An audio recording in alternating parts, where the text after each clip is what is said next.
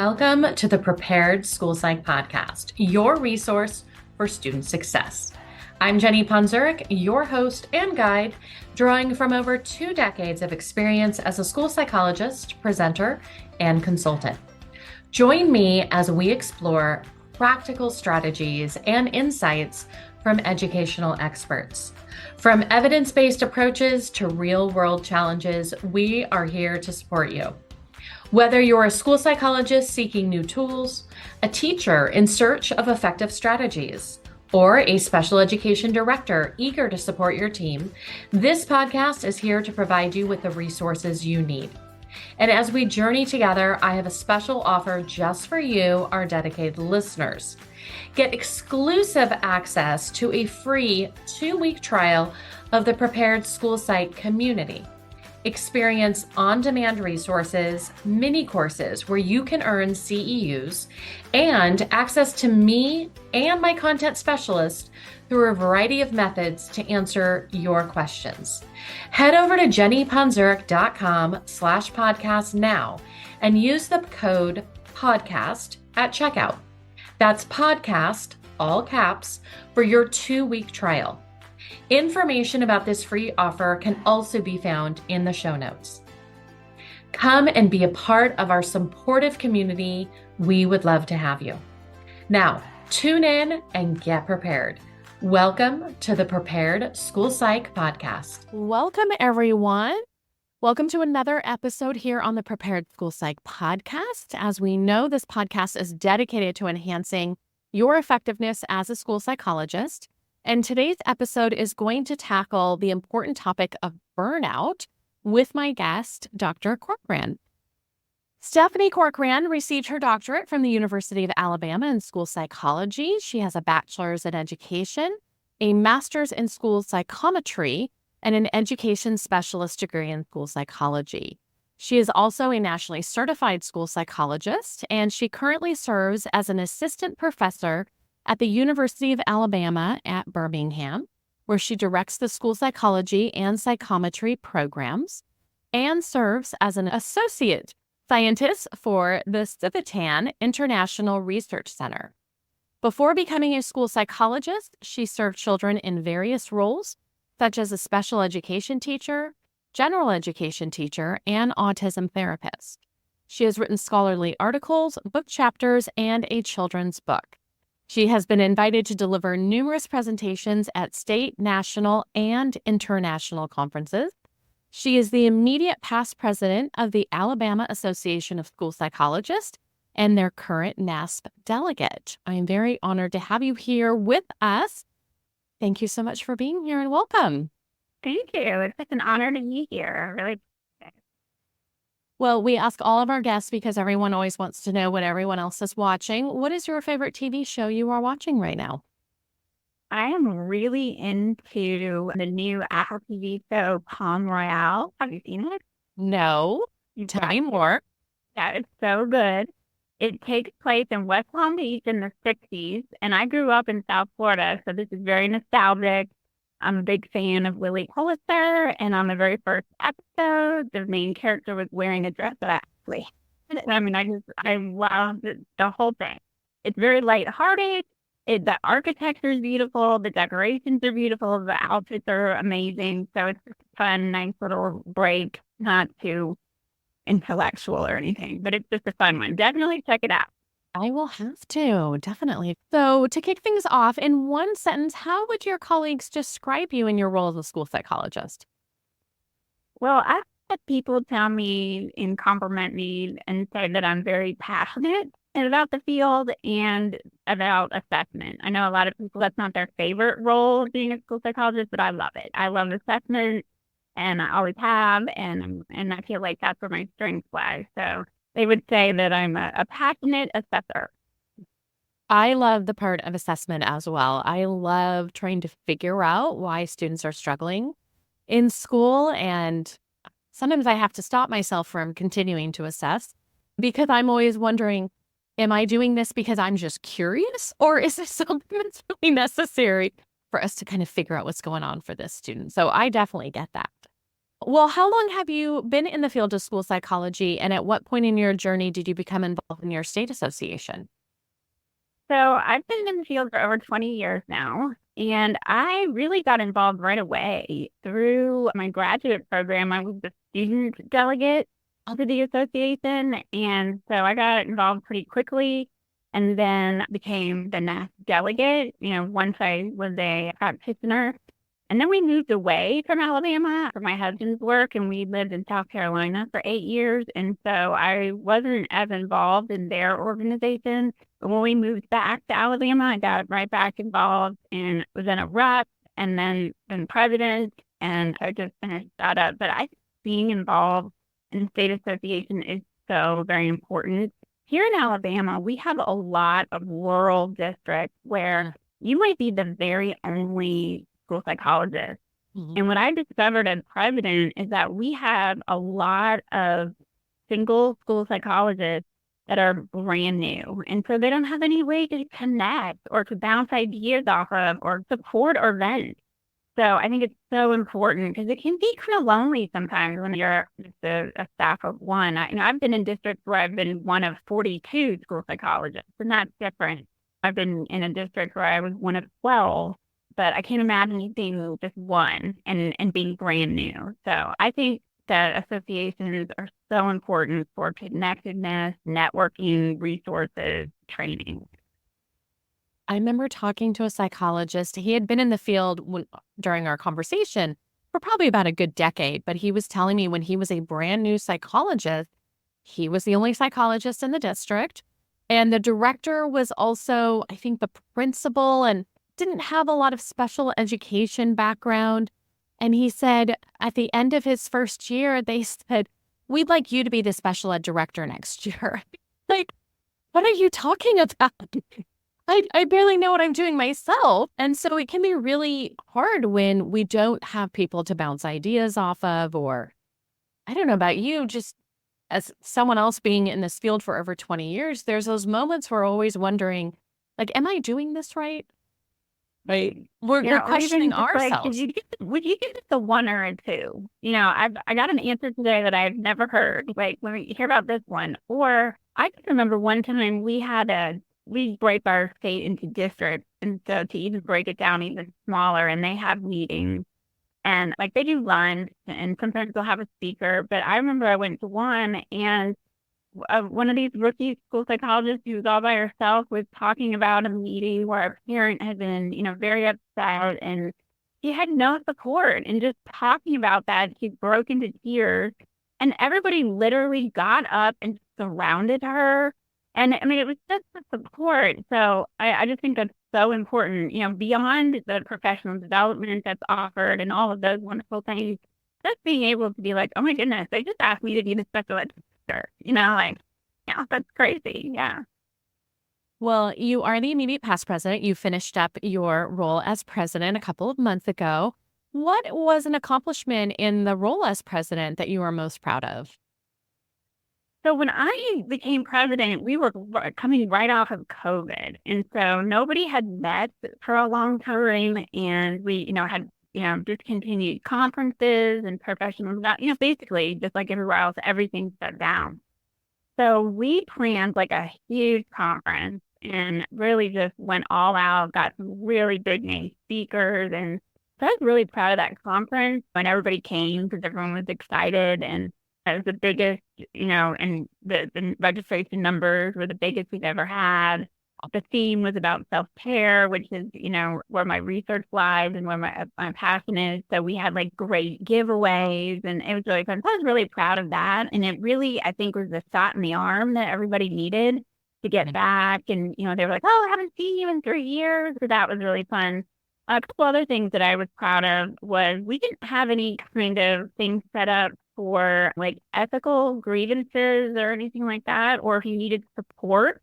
Again, if you were by yourself, if you needed support. So I set up a ethics support and grievance center. So if you had questions about something, or if you needed to file a grievance and that kind of thing, we formed that whole center and a procedure for that. So I was proud of that. And then we also started a newsletter. It was like a kind of like a non-refereed journal, so people could put papers in there, and so that was good. And we also started a lunch and learn, which was really popular. We'll have like 100 people coming on a Thursday, during lunch. So that we had Dr. Sattler come one. He was amazing, and Dr. Naglieri came once. We had some great speakers. So, and our next president has carried those things on. He's doing an even better job with it too. But we really got everybody back connected, which is really what connections was my kind of tagline. So that was important coming back COVID. That's incredible. Every time I think of Sattler, I always want to ask people what color their Sattler book is, right? Because that will tell you when we did our programs, right? Right. Well, it's ironic you say that because I'm teaching the assessment course this summer and they just changed again. So it's now blue. Okay. So I can't refer to it as the black book anymore, but it's the brand new one just came out. So we had to kind of change things at the last minute. But yeah, so we're on the blue now. Lovely. Well, you get to work with a lot of people who are entering the field. What's some of the advice that you give to people that are just now entering into this amazing field that can also be very overwhelming? Yeah, well, I'm very passionate about making sure that we are equipping our new school psychologists for the reality of what it was going to be. I don't think that I really had a grasp of that when I first started working, and I became very overwhelmed and thought that I couldn't do it. And so I think if I had had less of the rainbows and butterflies version of that, I would have been more ready. So I really work hard to equip them with honesty, but yet give them strategies and things to do that. I think the main thing is that I just really want people to just treat everyone with respect. Parents, teachers, I see a lot of that not happening. And so I think if we just treat people with respect, we usually make the right choices for kids and families. So, take care of yourself so that you can take care of others and just really show respect. That's wonderful. I know when I've taught in some school psych programs in the past, loving the conversation about why they decided to go into this field. And so many people, of course, are doing this for the students, right? And they say, I want to work with the students and I can't wait to work with all these students. And I'm always jokingly, but not jokingly, yeah, that's something you get to do in between meetings. Like, hopefully, in between scheduling the meeting and then rescheduling the meeting and then checking your email 9 million times during the day. Yes, we get to work with students too. Well, a lot of school psychologists are interested in getting involved in their state associations, but it is a time commitment. So how do you manage your time and have made these different things work and all these different projects that you get to be involved with? Well, I think you have to really time block. And so you have to decide, what are the priorities and what are the priorities for this day? What are the priorities for this week? Can't do everything every day. So you just really have to prioritize what are the main things that need to get done. So, of course, timeline, legal timelines, things like that take precedence. But I really think we have to take time out for ourselves as professionals to refill and to make sure we're supported. And I think, at least with our professional organization here in Alabama, that's what we really focus on, is making sure we're filling our members' cups with, training or opportunities or just support. And, you can get involved at all different levels, right? So as president, that's a big commitment. Yeah. But if you wanted to be on the conference committee, that might only be a few hours for a few months, right, around the conference time. Or if you're interested in the grievance thing, like I was thinking about, very much time at all, really. But it keeps you plugged in. It keeps you professionally curious and learning. And to me, it's just the greatest part is the networking across the state. And the ideas, because you can get stuck with some of your same ideas or same ways of thinking, whereas someone up north in Huntsville or something might say, well, this is what we do. And you're like, wow, why didn't we never think of that? I'm brilliant. So you just have to make time for yourself and for yourself professionally. And of course, that's not going to come before legal timelines and that kind of thing, but you do need to block it in at least monthly, I think.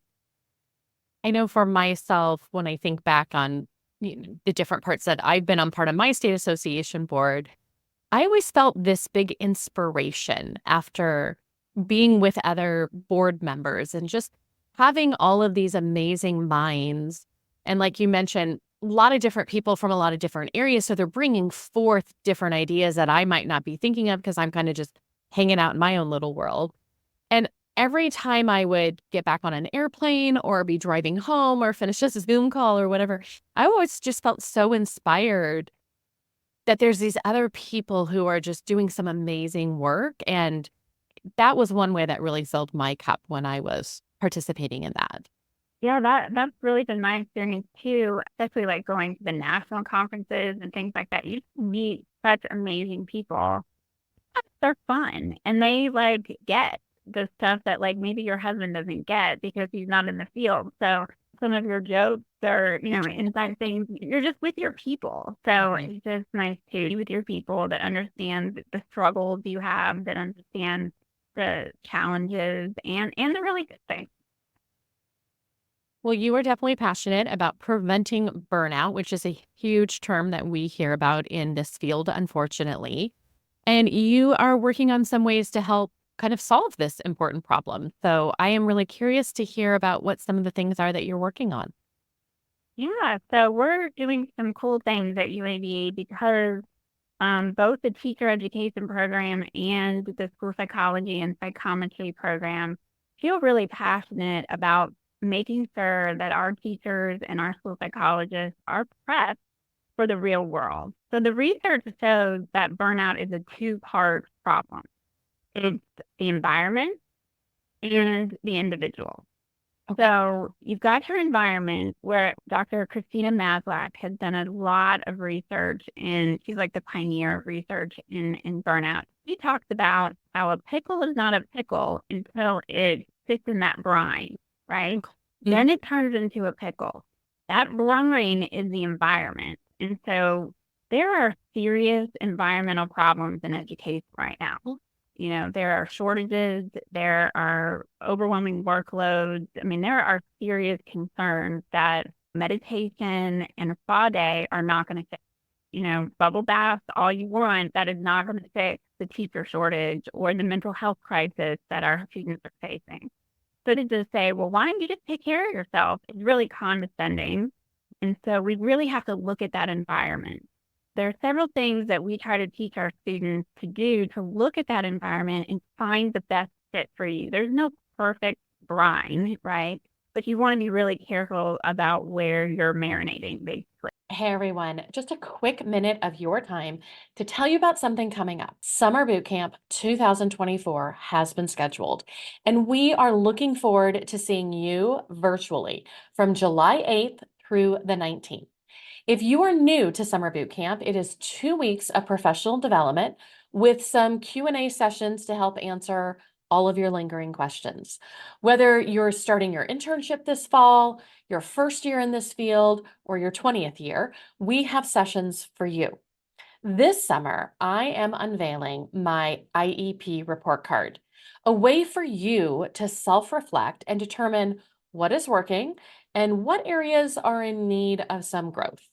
We have resources all over the IEP report card, and to help you with those areas in need of growth, we have 12 professional development sessions over 2 weeks.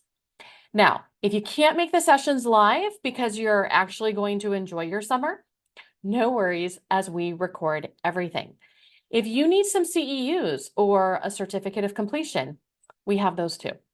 So head over to my website at jennyponzerk.com today, or click on the link in the show notes to learn all about the sessions we are offering. I will see you in July. And for different people, different things are important. So you want to find a really good match. And so we try to teach them how to do that. And then there's also, we want to protect ourselves for whatever brine we're in. So we try to teach them some good self-care, some mindful self-care, some resiliency things that can help them be protected as you are in that brine. Because really, if you look at it as an ethical thing, if we are not at our best, our service to our students is going to be compromised. If our service to our students is going to be compromised, then the kids are going to suffer, then achievement's going to suffer, and it's just a big cycle.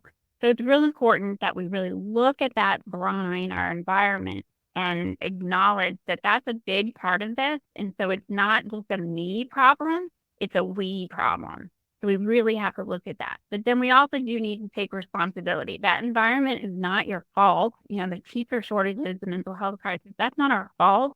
It is our responsibility to make sure we're healthy, that we're well, that we have resiliency factors to deal with that. We do a program called Breathe, and that is burnout reduction, enhancing awareness, technology, handouts, and engagement. And so that is ongoing throughout the semester where we do seminars, and we're teaching these skills. We're teaching them how to make sure they find a good match in that environment so that brine is as optimal as it can be for them. We teach them different protective factors, and so that goes on. So we're real proud of our Breathe retreat, is what we call it. It's an ongoing thing, and we're collecting data on that and following our students longitudinally to see if this helps prevent the burnout. If they're more, they stay longer, because the research shows both school psychs and teachers are staying about 5 years. Yeah. So we're trying to see, do they last longer? Are they happier? Are they more fulfilled? So far, we're seeing some really good results, and people are picking up some skills. We do a lot of things, breath work. We've done some things with body scans. We've done things, cognitive behavioral therapy things. And, people pick up different things that work for them. Mm-hmm. So you don't have to do all of those. You just have to find things that work for you. But we try to look at different areas of the self and make sure that we have a fully embodied self so that we can serve others. So that was probably more than you were wanting, but I'm very passionate about this because I think we're never going to stop the attrition rate if we don't prepare our pre-service teachers and school psychologists better. No, I have more questions about this. This is so exciting. I love this. So is this something that you have instituted while they're still in school, or is this something that they're also participating in after they've graduated and they're in their placements? So far, it has just been the people in our program. Okay. But as they are moving out and graduating, we have things like the technology in the Breathe is an app that one of my colleagues has developed. And this app is kind of like a wellness app, and it will connect everybody, and we provide opportunities for engagement, because the app on the opposite continuum of burnout is engagement. So what we want people to be is have that good fit and environment, have those individual resiliency factors, but then also be as engaged as possible. Those things keep people from getting burned out. And that will follow them into the field. And we're also going to do like booster classes, what we're going to call them. We just haven't done it yet because we're still working with our first group. That's the hope, is that we can follow them through. They can offer mentor the other people that are coming out. And we're hoping this will be kind of like a revolution. I think this is amazing. So at this time, there's nothing like, unless you're in your program, they're not able to participate in this yet. But I'm curious, have you guys thought about, because you talked about the 5-year mark. So I'm curious, I love this preventative kind of stance, right? We're working with them before we even let them out and graduate. Have your group talked about how could we apply this for people who are currently kind of in that 4-year, 5-year mark, and how can we help them kind of get over that hump of that 5-year? Right. So we have, like I said, because we're in a graduate education program, our focus is on our students. But this summer, I'm actually taking this on the road, and we're going. Alabama does this big conference for educators in the summer. They call it the Mega Conference, and I'm actually doing this for practitioners. It's like a half-day workshop. So of course, it's not going to be all the seminars, but it'll be a condensed kind of thing for teachers and school psychologists who are working. So that'll be our first, so with that, I'm curious to see, we'll collect data on that as well. What I just really want is for people to understand that this burnout and these feelings and things are natural. Like, it's okay to have stress. And so we teach them the difference between stress and burnout. We teach them how to deal with that differently, because I see so many of my colleagues in the schools and things that have this immense guilt that they feel burned out. Yeah. And so then that's just making it worse, right? It's just like adding layer upon layer. And it's not that you like hate education or hate the kids or anything, but these are very real feelings. So if we can teach them up front that you might feel this and that's okay. Or if you start seeing this symptom, you could be going down this path. So go ahead and start doing some of these strategies, or, go to your administrator or that kind of thing. So because, we don't need this guilt on top of all that other stuff. So yeah, we're trying to really get them up front and be preventative. We are trying this summer at the mega conference to see how that goes. I'm excited to see how it goes.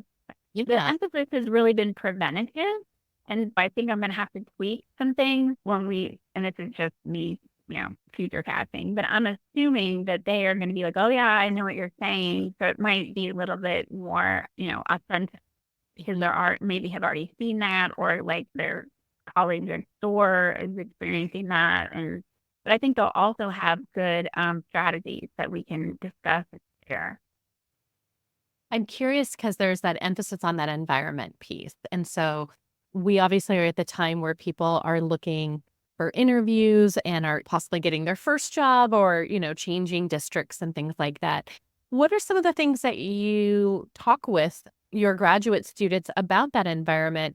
I'm curious if there's anything that they can think about when they're usually in an interview. There's those moments. Do you have any questions for us, or any tips of things that they're listening for in an interview to help them realize, is this possibly going to be a good environmental fit for me? Yeah, that is a great question. And I would really want to recommend this Burnout Challenge book by Christina Maslach and Leiter.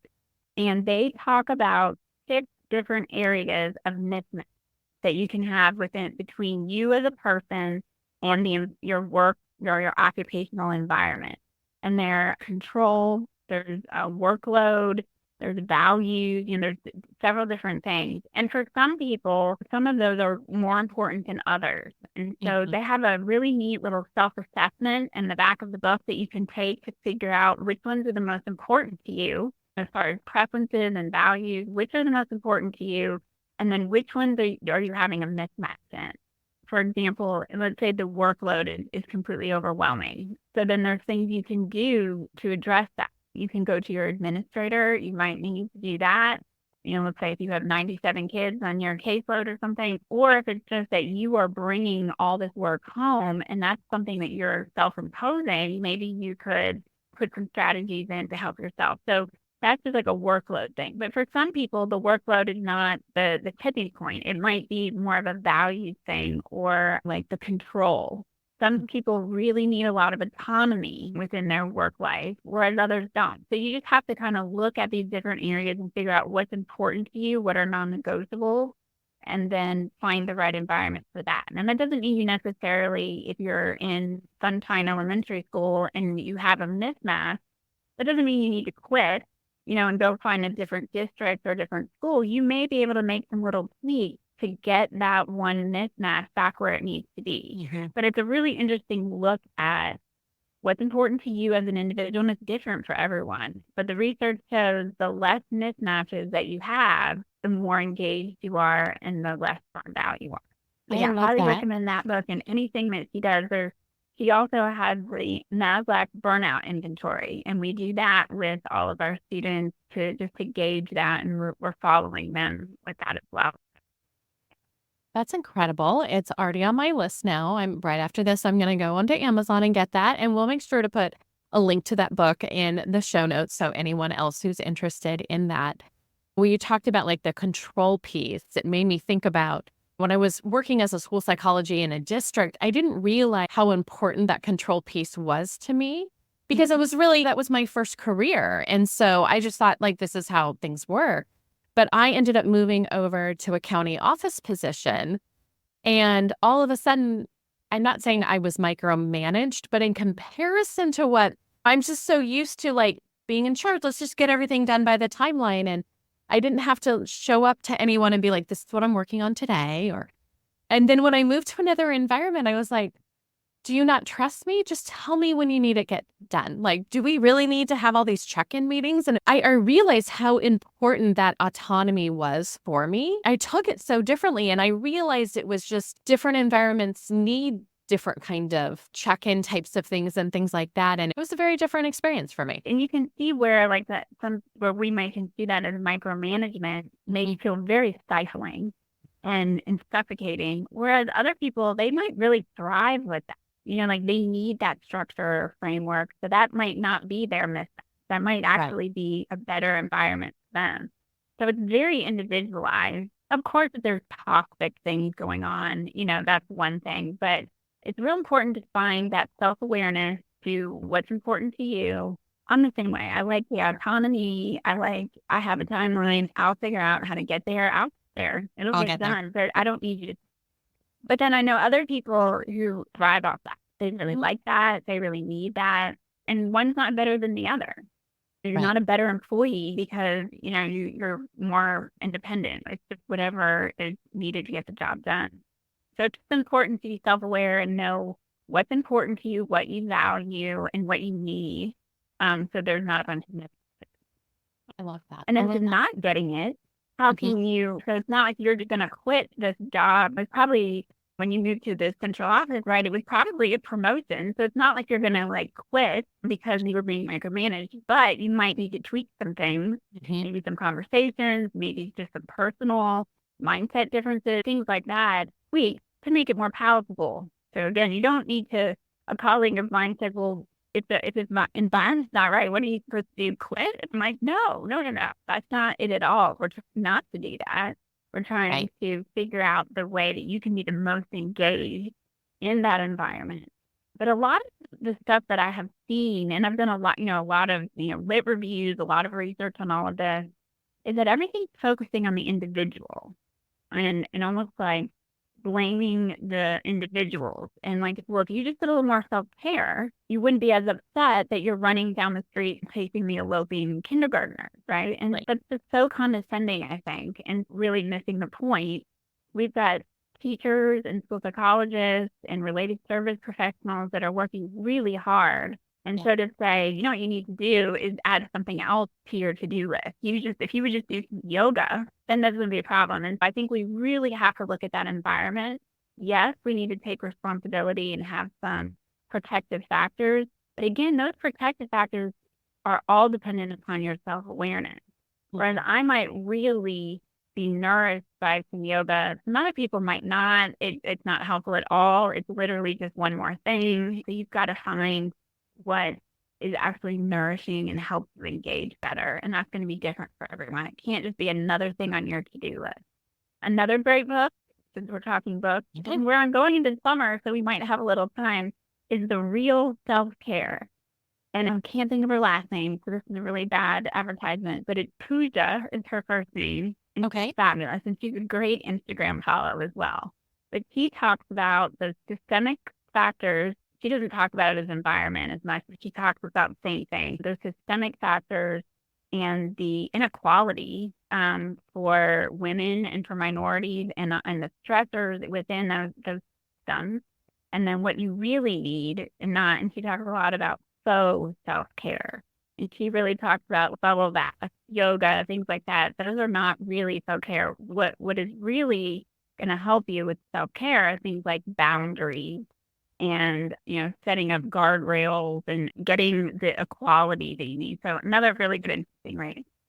I'll make sure to put that one on our show notes too. Yes, put that in my Amazon cart right now. I love those. And when I think about all these people who are in the educational setting, that environmental piece, kind of going back to there, I like how you mentioned it doesn't mean we have to quit, right? And I did not quit that job because of that particular thing. That was a conversation. It took some self-awareness to realize why I felt so unsettled and offended almost. And then I just, hey guys, I don't know if you know, but this was my work back as a school psychologist. And a lot of people I was working with were in as teachers. So I think they were used to a lot more of the principals checking in on them and how are we doing? And I was like, no, I was me at my school site. But I think one of the things that's important is there's so much change that can happen on a school site, right? Every year, someone new's coming on board who really impacts your team. Other people leave, you're getting a new principal. There's all of a sudden new culture going on. And so I think for some people who are wondering, like, is this a right fit for me? You never know what's going to happen in another 6 months. It could be a very different feeling.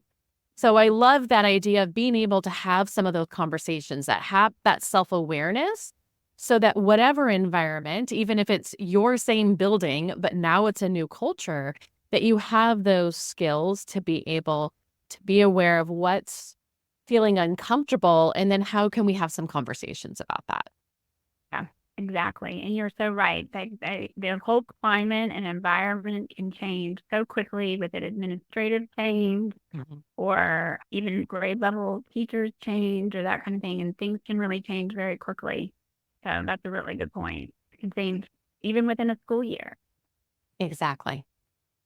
Well, this podcast is called The Prepared School Psychologist. When you think of that term prepared, what do you do to help yourself feel more prepared in your role?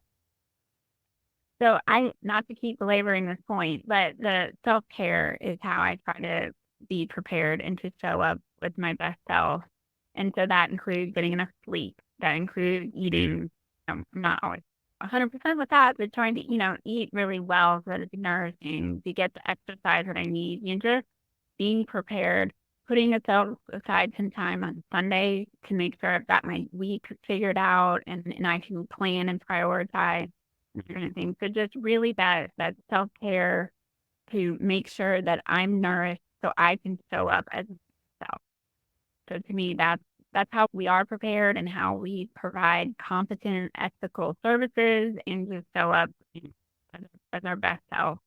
Not always 100%, because sleep varies, hormones vary, all that kind of thing. But to me, that's how you come up with the prepared college. I love that. Well, thank you so much, Stephanie, for being here and sharing this information. I got new books from my book list, so excited. And I'm hoping everyone who's listening also got a lot of great information from this topic. So I do want to say thank you for being here. And for those listening, until next time, please keep trying to find ways to take care of yourself so that you can support those at your schools. Thank you. Yeah. That concludes another episode of the Prepared School Psych podcast. And I hope today's discussion equipped you not just with knowledge, but also the confidence to take action. Remember, every conversation we have and every resource we share builds a bridge towards a more inclusive and empowering learning landscape for our students. If you enjoyed this episode, be sure to subscribe to the podcast for more insightful conversations and resources to support your journey. Share this podcast with colleagues. We would love it if you would also rate and review the podcast. Thank you for tuning in. Just a reminder, everyone, the information and advice provided in this podcast are for guidance purposes only, and all listeners are required to follow both federal and state law and their own school district guidelines and policies. Thank you.